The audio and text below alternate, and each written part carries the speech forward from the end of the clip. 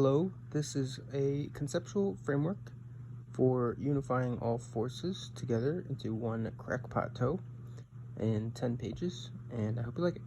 So there are two types of entanglement systems in my theory. There is the exchange of entanglement and persistent entanglement.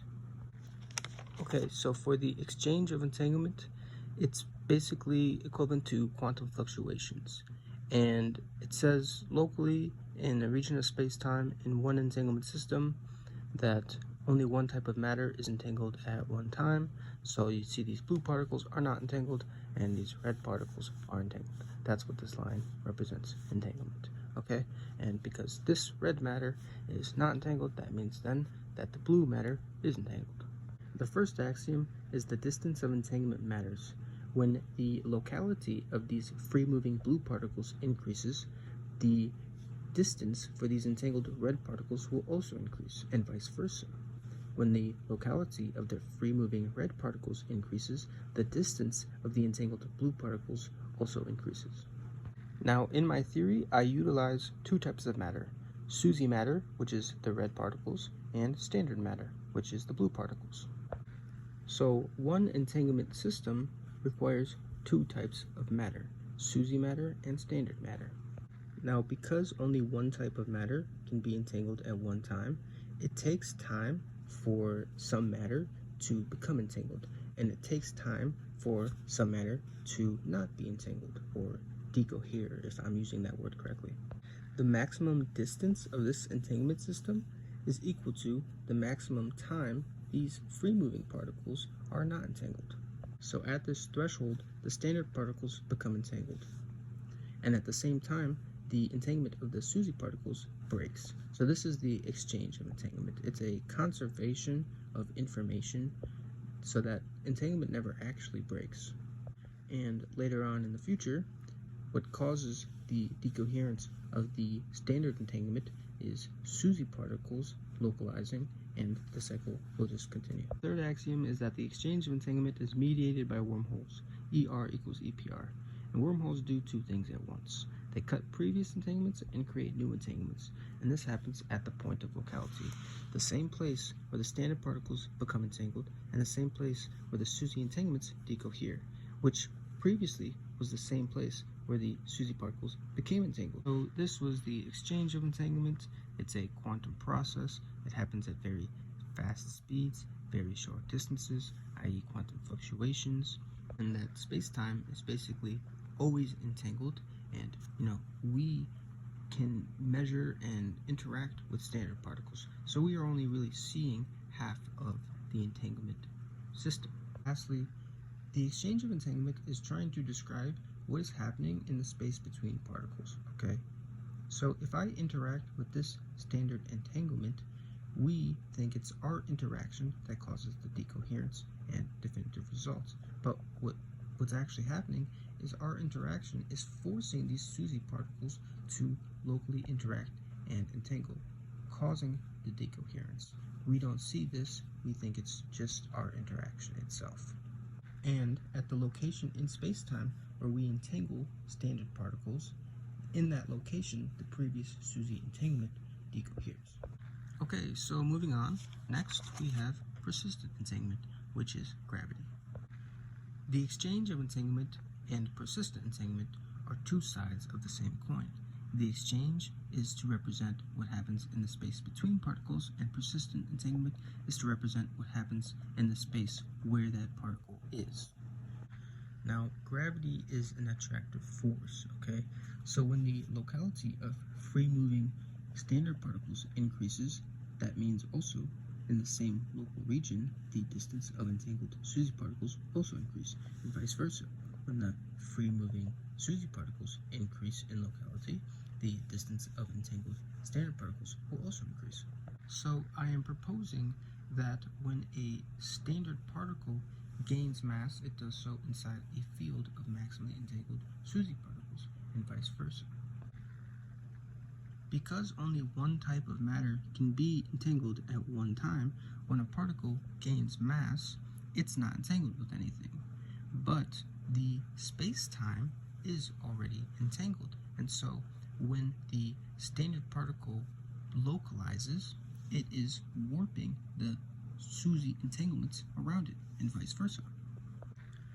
So all matter has these non-local entanglements that are finite and vary in distance relative to that particle.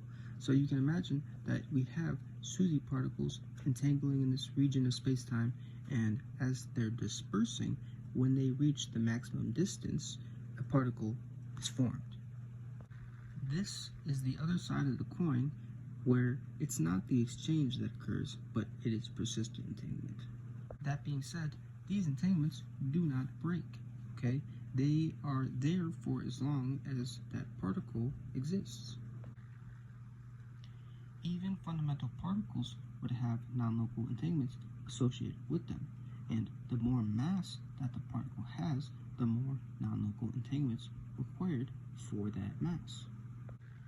And I think that this could also help solve the measurement problem, because it would require a certain amount of non-local particles interacting and intersecting for that particle.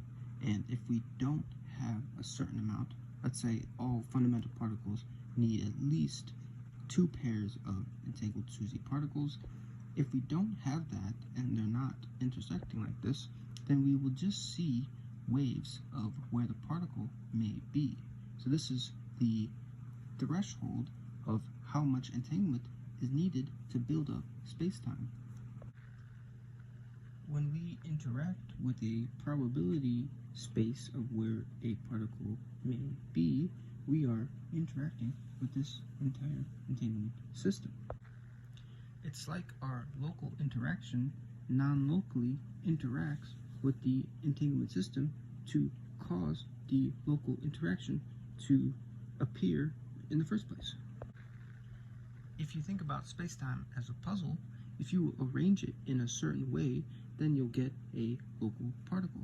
But if you don't have enough pieces, then you will just get waves, a probability density of where the particle may be within the entanglement system. Now, because of this persistent entanglement, as the classical world emerges, there will just be more of these non-local entanglements. Now let's see what happens when we start building up the classical universe at larger and larger scales. Because the Earth is made up of standard matter, it will warp the non-local entanglements locally, where the Earth is. And if we continue this to our solar system, each planet and our star would have their own non-local entanglements. Now, because a black hole was originally a star made up of standard matter, it too would also have non-local SUSY entanglements. If we scale up to a galaxy, well, most of its mass is not standard matter, but it is dark matter. And for the purposes of this theory, I'm proposing that SUSY matter is dark matter. It's a great candidate. So, because the locality of free-moving SUSY particles is increasing, that will also mean that the entanglement of standard particles will also increase. As you can see, this is a classical superposition of entanglement and the matter within it. And basically, if you are, relatively small in the universe, made up of standard matter, then you will have non-local SUSY entanglements. But if you are pretty big, like a galaxy or anything greater, then there will be non-local standard entanglements based off of this superposition of entangled matter idea.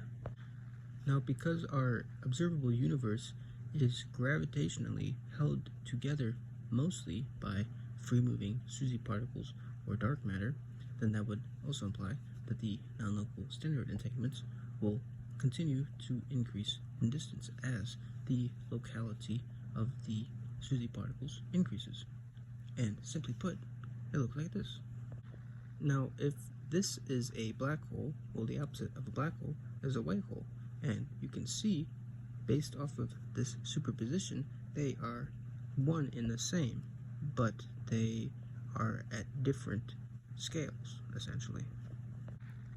Because standard matter warps the SUSY entanglements for a black hole, this infinite curvature would be SUSY. and vice versa.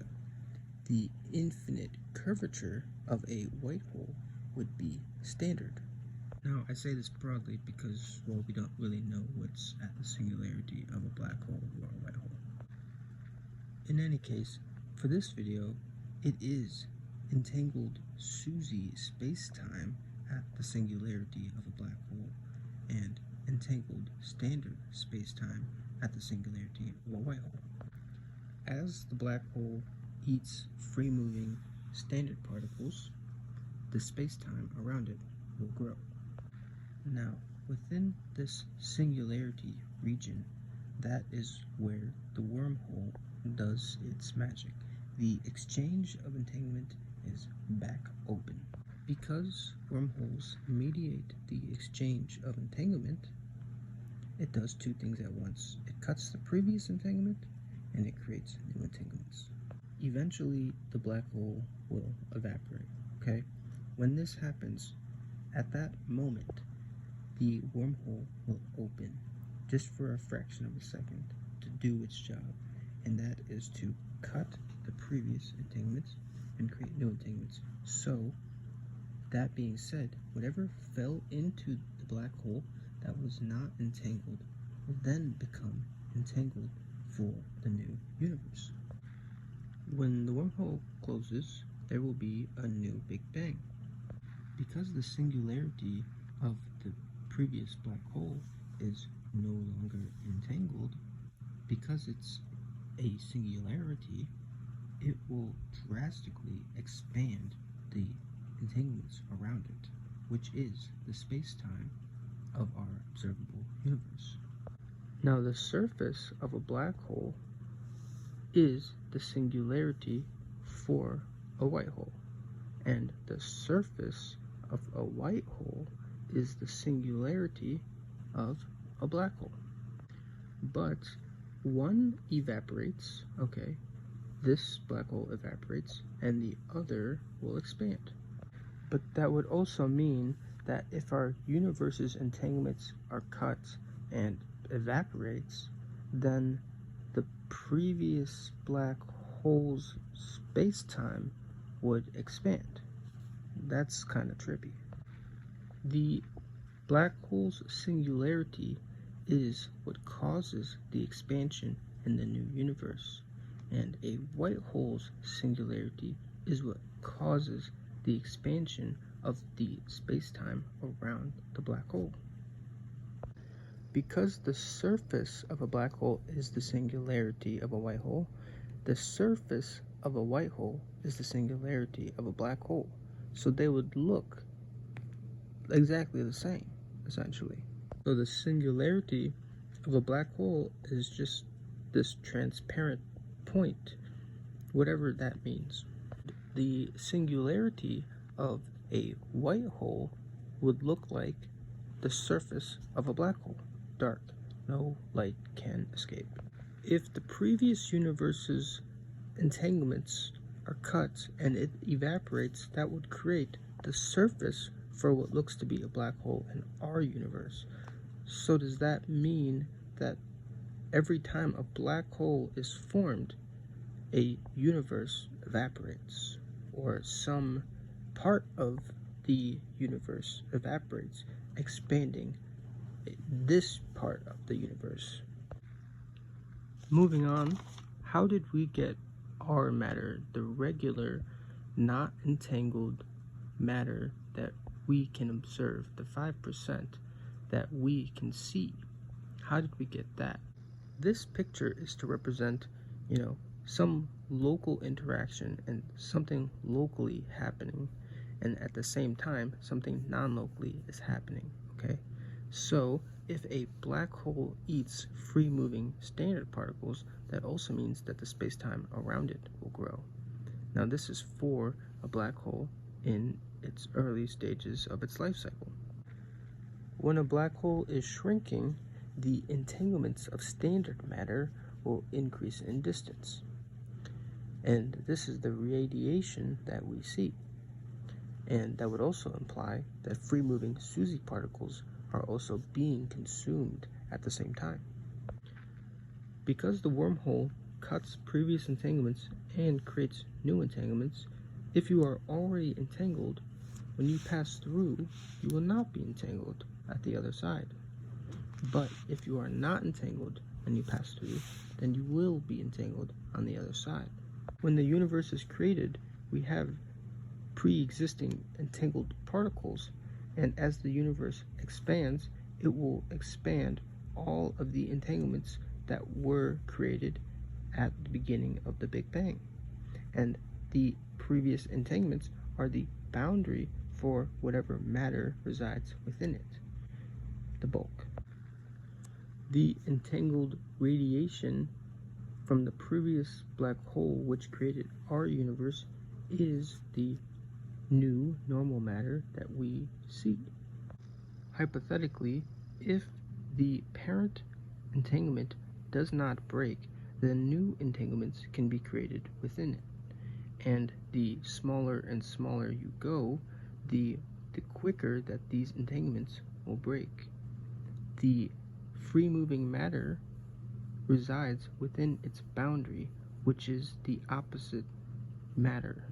It's either the SUSY particles are locally interacting within standard entanglement bounds, or free-moving standard particles are locally interacting within SUSY entanglement bounds. Now let's get into explaining the four forces. Now, I don't understand any of this, too deeply, obviously, as you can already tell by now, but I'm just gonna try my best here.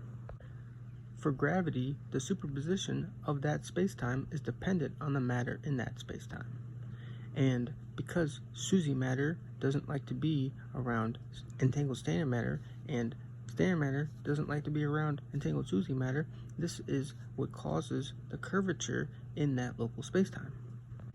Because gravity is persistent entanglement, in the past we have these dispersing entanglements, and in the future we will have some local object, and if that object accumulates in mass, like a classical object, then it will be attractive. So in the past there was this repulsive thing, and in the future we get an attractive thing. Fermions don't like to occupy the same place, but SUSY space-time acts like bosonic particles that do like to occupy the same space, so the SUSY space-time likes to stack up on itself in the same place, but fermions do not, and vice versa. I'm pulling all of this information deep from the trenches of my asshole, okay? I have no idea what I'm talking about. I'm really just, saying woo-woo, and, you're just here for the ride. So if we have a standard particle in some local region of spacetime, that would imply that there are non-local SUSY entanglements associated with that particle, and these particles would have their own non-local standard particles associated, and those particles would have their own non-local particles. And so you can see how everything is connected exponentially as we build up spacetime from one particle. And if we look at the exchange of entanglement, well, these local SUSY particles would have their own non-local standard entanglement fields associated with them, as well as the non-local standard entanglements with their own non-local SUSY entanglements associated with them. If we just think about these non-local fields, well, for SUSY particles, we see that the non-local standard entanglements are locally interacting, and the non-local SUSY entanglements for entangled standard matter is moving away from each other. I added a plus and minus symbol just to represent this interaction. If they are locally interacting, then they might have something similar to what the electromagnetic force is, where opposite poles attract each other. But instead, it's not charges, it's just this region of space-time, which just so happens to be the opposite of this region of space-time. In any case, all of this down here is, very woo-woo. This whole thing is woo-woo, but I'm just trying to focus on how the past, the cause, is a repulsive thing, and in the future, the effect is an attractive thing, and this is for all fundamental forces. So now let's move on to the electromagnetic force. So because fundamental particles, like electrons, would have their own non-local SUSY entanglement fields, those fields would have local interactions in it of themselves. But the interaction is the opposite of what happens in the future. So if locally we have these electrons repelling each other based off of the exchange of photons, then that would imply non-locally these SUSY particles are exchanging photinos, which are causing them to attract. So when all of these interactions non-locally occur at the same time, locally in the future, this is what happens between two particles. And if we reverse this, where the local interaction is attractive, then that would imply that the non-local interaction is repulsive. Now let's move on to the weak force. Now, I really don't understand any of this, but as I know it, if we have a local W boson emission where we have neutron splitting up into photons and electron antineutrino, which are smaller mass particles which made up this local particle. If we have a emission, then non-locally we would have an absorption. And maybe decay is caused by some of these non-local entanglements being cut, where smaller masses require fewer non-local entanglement particles. Next, let's move on to the strong force. So inside the proton, we have quarks, and quarks are held together by gluons, and the exchange of gluons is the strong force. The quarks are held together by this gluon interaction with inside the proton or hadrons. The strength of the strong force will decrease the closer these quarks are to each other, but the strength of the strong force will increase the farther away they are from each other. And if you pull one quark out, it will create a new quark-gluon interaction with a new hadron to conserve what was lost inside this process. I apologize if I am butchering all of this. And anyway, since quarks are fundamental particles, they would have the fewest amount of these non-local SUSY entanglements. Now, since the strength of the strong force decreases when these quarks move towards each other, that would imply that the non-local SUSY entanglements are repelling each other. Now, the strength of strong force increases when you push these standard particles away from each other. And so what would that do to the SUSY entanglements? Well, that might halt it from repelling, or it might localize it based on the energy needed to, disperse these standard quarks away from the proton. That being said, the non-local SUSY entanglements may fluctuate in distance depending on the energy level of the atom.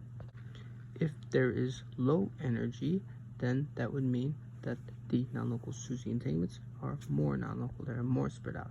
But if there is higher energy, then the SUSY entanglements are pushed in and they are more local. So then if we think about the probability cloud of an electron, well, there might also be a non-local probability cloud of SUSY particles, or maybe selectrons. If an atom gains energy, the electrons are pushed farther away. They are more non-local. That would imply that the non-local SUSY entanglements are pushed in, and these entanglements are the nodes, the low probability density of where the electron may not be found. And the lower the energy of the atom, the electrons will be pushed towards the nucleus, and the more non-local these SUSY entanglements will be. And so maybe the outer vacuum shell around the proton is just as active as inside the proton. There is still a conservation of energy, but what happens non-locally may be an interaction which is the opposite of what happens locally inside the proton. So it's like what keeps these quarks together is also what keeps these quarks away from each other, and vice versa. Okay, one last page. How do we test this?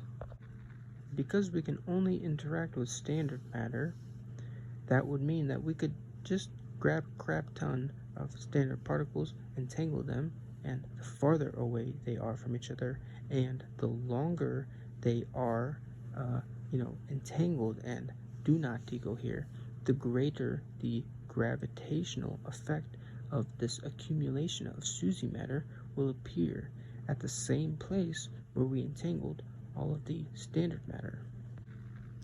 If I interacted with this entire box of standard particles, then all of the entanglements will break. So if we just don't interact with either of these boxes, then eventually the SUSY particles will appear at the point of locality. These SUSY particles could be way at the other end of the universe, and it could take a very, very long time for the SUSY particles to travel. However, maybe they were traveling the entire time, so that when we created this experiment, the SUSY particles will just show up. Now, this kind of sounds like a super deterministic universe where, we really don't have any say in what is, happening. We are just witnessing it. Now, I don't think photons would have non-local SUSY entanglements because they are massless, and so they travel at the speed of light. In this experiment, we are creating entangled photons at birth from this crystal lattice. And as they emerge, they will be entangled, and eventually the entanglement will break. That is caused by these non-local SUSY photinos that are locally interacting, about to entangle, and at the point where they're about to entangle, the mass of the crystal will increase based off of the accumulation of the SUSY matter that went inside the crystal to entangle. So it looks something like this, where the entanglement of the photons breaks, and at that moment the SUSY particles will locally interact and entangle, and there will be a new crystal mass for that fraction of a second. So we can indirectly measure these particles, at least gravitationally, and we don't need to spend billions of dollars on a new super collider. That's basically everything. I hope you enjoyed my Crackpottoe in 10 pages.